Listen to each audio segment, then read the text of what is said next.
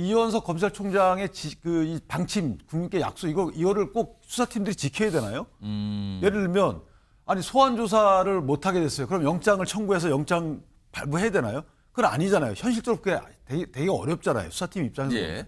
그래서 그들은 열심히 한 거죠. 나름대로 수차례 서로 얘기를 해가지고 조율해가지고 장소와 시기 이런 걸 다 정한 겁니다. 그런데 거기다가 대고 진상조사 없이 검찰총장이란 분이 어떻게 얘기했냐면 원칙 없는 수사를 했다. 특혜 줬다. 특혜를 준 주체가 누굽니까? 수사팀 아니겠어요? 그다음에 원칙 없이 수사한 주체가 누굽니까? 수사팀입니다. 아니 김건희 여사를 비난하는 건 그건 그렇다고 쳐도 예. 어떻게 검찰총장이 진상조사 없이 수사팀을 저렇게 비난합니까?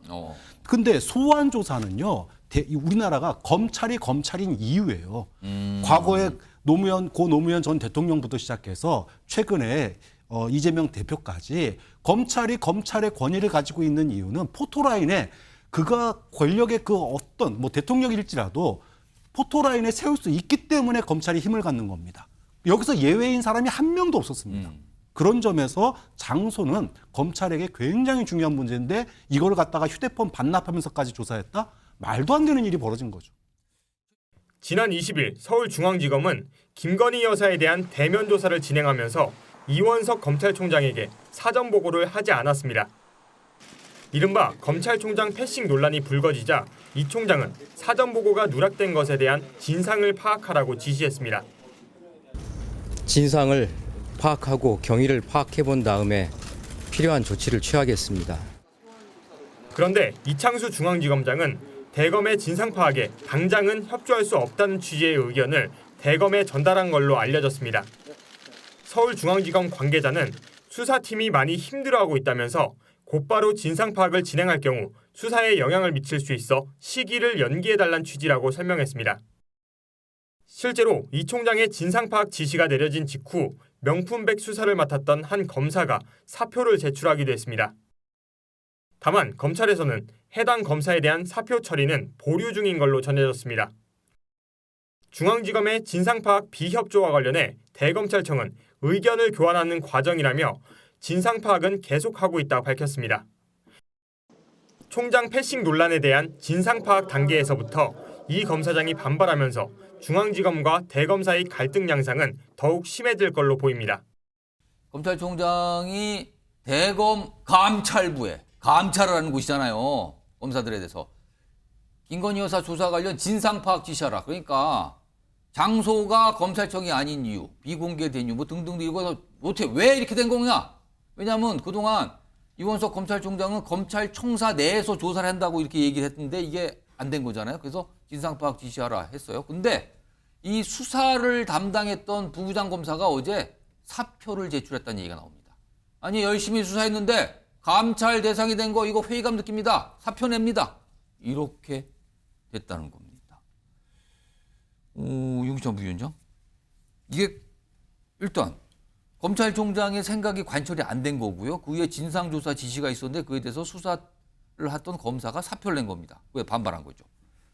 검찰 내 이른바 친윤과 비윤의 충돌입니까? 이거 어떻게 봐야 되는 겁니까? 아니, 이 상황? 그렇게 보기 전에 첫 번째 이제 그 김건희 여사가 경호동 건물에서 네. 조사를 받게 된 부분에 대해서 김건희 여사를 그러니까 고집한 부분 여기에 대해서 김건희 여사를 비난할 수 있다고 봐요. 그런데 이 검찰 내로 이 사건을 들여다보면 예. 검찰 내에서 예를 들어서 지금 중앙지검장이 친윤으로 바뀌었다. 좋다요. 친윤으로 바뀌었다고 쳐요. 그리고 나서 1차장, 4차장이 그렇게 바뀌었다. 예. 일간의 이제 민주당의 의혹 제기 다 사실이라고 치죠. 그래서 그 사람들이 검찰총장의 지시에 어긋나고 김건희 여사를 봐주는 식의 조사를 했다. 그런데 문제는 지금 수사 실무자들이 반발한 거잖아요. 수사 실무자들은 이번에 인사에서도 부장급들이 바뀌지 않았어요. 그대로 유지가 됐거든요. 그분들이 조사를 진짜 열심히 해가지고 현실적인 한계를 하고 타협해가지고 했다는 거예요.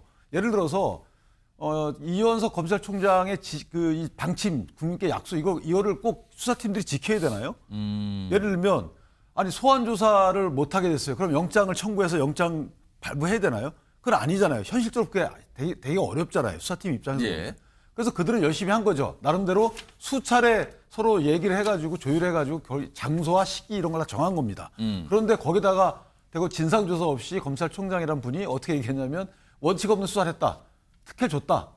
특혜를 준 주체가 누굽니까? 수사팀 아니겠어요? 그다음 원칙 없이 수사한 주체가 누굽니까? 수사팀입니다. 김건희 여사를 비난하는 건 그건 그렇다고 쳐도 예. 어떻게 검찰총장이 진상조사 없이 수사팀을 저렇게 비난합니까? 그러니까 저는 저 부분은 검찰총장이 좀 성급했다고 보고 말씀 주신 대로 원래 다른 분 같으면 나 진상조사 이후에 입장을 발표하겠다 이렇게 얘기를 해야 되겠죠. 그러나 보고받지 못한 점은 좀 뭐 어떤 문제가 있다고 본다라든가 이렇게 발표를 해야 되는데 거기서 그냥 내가 국민께 약속을 이렇게 했는데 이 사람들이 국민께 약속을 못 지켰네요. 죄송합니다. 저는 이런 검찰총장 역대 없었다고 봅니다. 다음 화면 좀 보겠습니다. 지난 20일에 김건희 여사에 대한 검찰 조사가 이루어졌잖아요. 그리고 그 날을 넘겨서 새벽 1시 30분까지 됐다고 좀 알려진 상황인데 지금 보시면요. 그날 20일, 그러니까 조사가 진행 중인 그 시간 밤 11시 30분에 일단 서울중앙지검장이 검찰총장에게 통보를 한 거예요. 알려준 거죠. 전화로. 지금 수사 중입니다. 이때 굉장히 격노했다는 얘기가 알려지고요. 그리고 이걸 보고는 이 이창수 서울중앙지검장이 약간 당황했을 수도 있어. 그래서 뭐 설명을 하기 위해서 검찰총장의 자택을 찾아갔답니다. 근데 문을 안 열어줬다 그러죠. 이때 만남이 불발됩니다. 그리고 다음 날이 21일에 찾아가겠습니다. 만나겠습니다라고 했는데 그때도 거절했다는 거예요. 그리고 어제 20일 어제 오전에 대면 보고를 했고 이 당시에 여러 가지 질책을 받았다. 요겁니다. 그렇다면 문전박대가 저기에 있었다. 이렇게 되는 거네요. 지금 상황이요. 성시훈 부의장. 저 정도로 이원석 검찰총장은 굉장히 뭔가 불만 표시, 그러니까 격노했다. 이 상황에 대해서 이게 도대체 무슨 일이냐. 이거라는 건가요, 그러면? 만나고 싶겠습니까? 만약에 그 이창수 중앙지검장이 사실 이창수 중앙지검장에게 주어진 그 임무도 참 곤란할 겁니다. 김건희 여사에 대한 뭐 대면 조사도 해야 되고, 근데 김건희 여사는 뭔가 계속 안 오겠다고 하고 있고, 그 검찰총장은 수사를 마무리하자고 했고, 예. 곤란한 상황인 건 맞을 겁니다. 근데 그거를 풀어가는 과정에서 이 검찰총장을 패싱하고 저런 것들을 결정했다는 것은 매우 큰 문제가 있는 것이죠. 만약에 현실적으로 수사를 대면 조사를 하는 것이 중요했다. 그래서 제3의 장소까지 고려해야 됩니다라고 계속해서 건의를 했고 이 장소 정도까지 제안을 받았고 이것까지 할 수 있지 않겠습니까라는 보고를 했다면 사실 검찰총장이 이 도이치모터스 주가 조작 의혹과 관련돼서 수사지휘권이 배제돼 있지만 지휘권이 배제돼 있다고 해서 보고가 배제될 필요는 없는 거거든요. 모두가 그렇게 해석하고 있습니다. 뿐만 아니라 디올백 그 명품백 수사 역시 마찬가지입니다. 이거는 수사지휘권도 있고 당연히 보고를 해야 되는 것인데 마치 이거를 짜맞추기 위해서 도이치모터스 주가 조작 의혹 관련 조사만 갖고 불렀다가 온 김에 받으시죠라고 해서 그래서 총장에게 보고할 수 없었다라는 이 국민들이 볼 때는 납득할 수 없는 논리로 얘기하고 있는데 국민들이 봐도 제3자가 봐도 납득할 수가 없는데 검찰총장 본인은 얼마나 이걸 납득하기 힘들겠습니까? 저렇게 경로하고 뭔가 만나주지도 않고 하는 걸로 봤을 때 이창수 중앙지검장이 분명 저걸 풀어가는 과정에 있어서 뭐 의견 조율이나 제안이나 이렇게 현실적으로 이렇게 해야 되지 않겠습니까? 이런 얘기도 안 하고 사실상 글쎄요 이게 독단적이 될지 뭐 대통령실과 뭐 조율을 했겠죠. 그런 과정을 거쳤기 때문에 그거에 대해서 당연히 저는 검찰총장이 왜 저렇게까지 하냐, 왜 정치하냐 이런 비판들이 있는데 저렇게 하지 않으면 그게 무슨 검찰총장입니까? 허수아비지. 그러니까 본인이 패싱당한 거에 대해서 저는 정당한 지시를 내렸고 정당한 그 진상 파악을 해봐라. 대체 어떤 과정 때문에 나를 그렇게 패싱까지 했어야 되는지 조사를 해봐라라고 한 건데 저는 저 나갔다는 분도 뭐 심경이 이해되는 건 있습니다. 열심히 했는데 왜 나한테 뭐라 그러냐. 근데 그렇다 하더라도 마치 이것이 검찰총장 탓인 것처럼 또 몰고 가는 저 분위기. 저 검찰 내에 뭐랄까요, 그 기강이 이 정도로 무너졌다는 것을 보여주는 반증 아닐까 생각합니다. 근데 사실은 저희가 정확히 알아야 되는 게 예. 지휘권이 제한이 되면 사전 보고는 하면 안 돼요.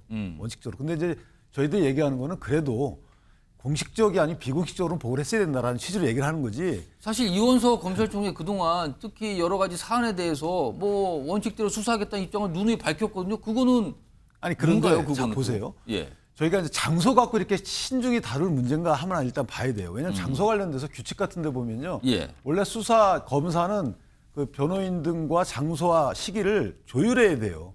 그럼 조율해야 되는데 조율을 미리 검찰총장이 그냥 정해놓고 어떻게 조율합니까?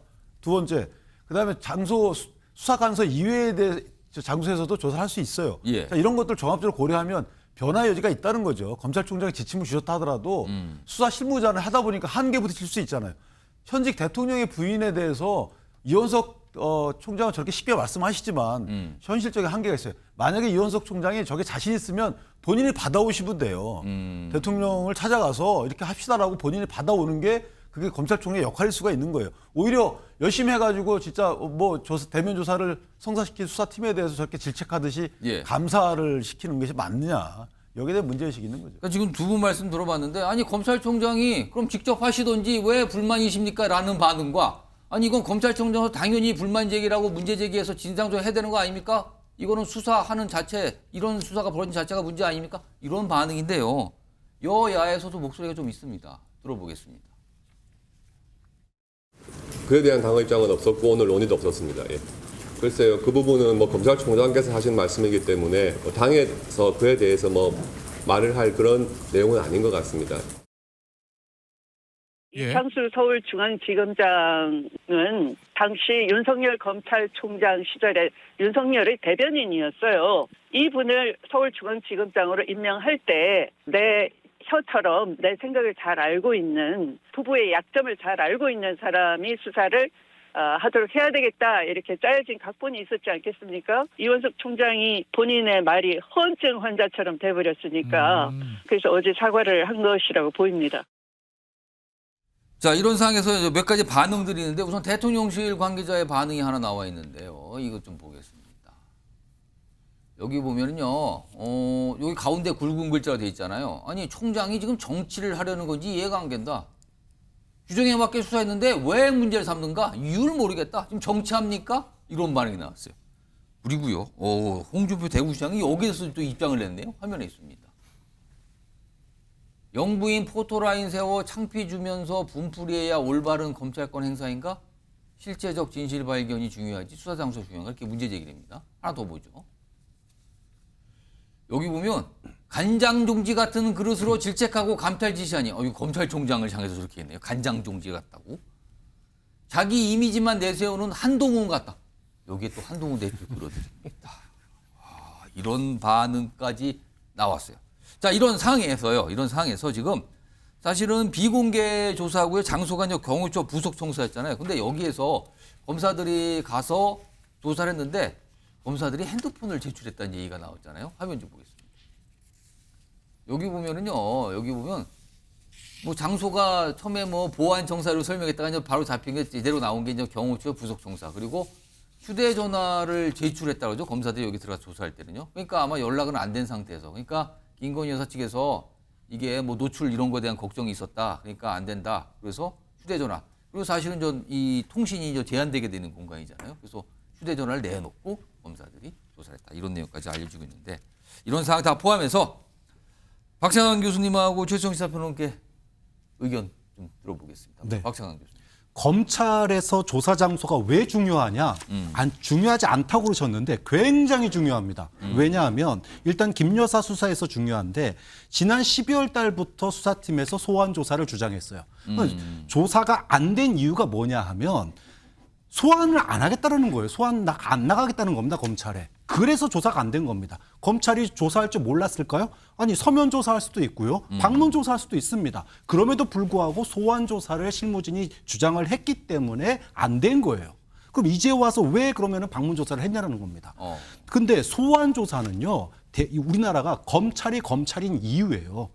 과거에 고 노무현 전 대통령부터 시작해서 최근에 이재명 대표까지 검찰의 권위를 가지고 있는 이유는 포토라인에 그가 권력의 그 어떤 뭐 대통령일지라도 포토라인에 세울 수 있기 때문에 검찰이 힘을 갖는 겁니다. 여기서 예외인 사람이 한 명도 없었습니다. 그런 점에서 장소는 검찰에게 굉장히 중요한 문제인데 이걸 갖다가 휴대폰 반납하면서까지 조사했다? 말도 안 되는 일이 벌어진 거죠. 최수영 변호사. 저는 뭘 그렇게 좀 보지 않는 이유가 일단 여기 보안 시설에 이제 그 대통령 부속 시설에 들어가려 그러면은 예. 원래 휴대폰도 카메라 기능을 다 무력화시킵니다. 예. 그리고 이제 이걸 이제 검찰 조사관들이 갖고 수사관들 검사들이 갖고 들어가면 불필요한 오해를 날 수가 있습니다. 나중에 녹취 문제에 있어서 그러니까 그거는 그렇게 정리한 것 같은데 저는 장소 문제는 말이죠. 어쨌든 이제 앞으로 그 공개조사 원칙을 무력화시킨 사람이 누굽니까? 조국 법무부 장관이 2019년에 한 거 아니에요? 그래서 이제 포토라인을 없앤 건데 자 중요한 거는 조사에서 어떤 것을 했느냐의 문제지 이 장소에서 어떤 일이 벌어졌는가를 가지고 저는 따지는 건 너무 좀 그 말하자면 편협한 생각이니까 아까 말씀드린 대로 결국 공소장을 검찰의 공소장을 보면 우리가 어떤 조사를 했는지 알 수 있을 거 아니겠습니까? 그걸 보고 판단했으면 좋겠습니다. 자, 아무튼 뭐 계속 정치권에서는 뭐 이걸 가지고 이제 공방을 벌이고 있는 상황이에요. 지금 이 상황이에요.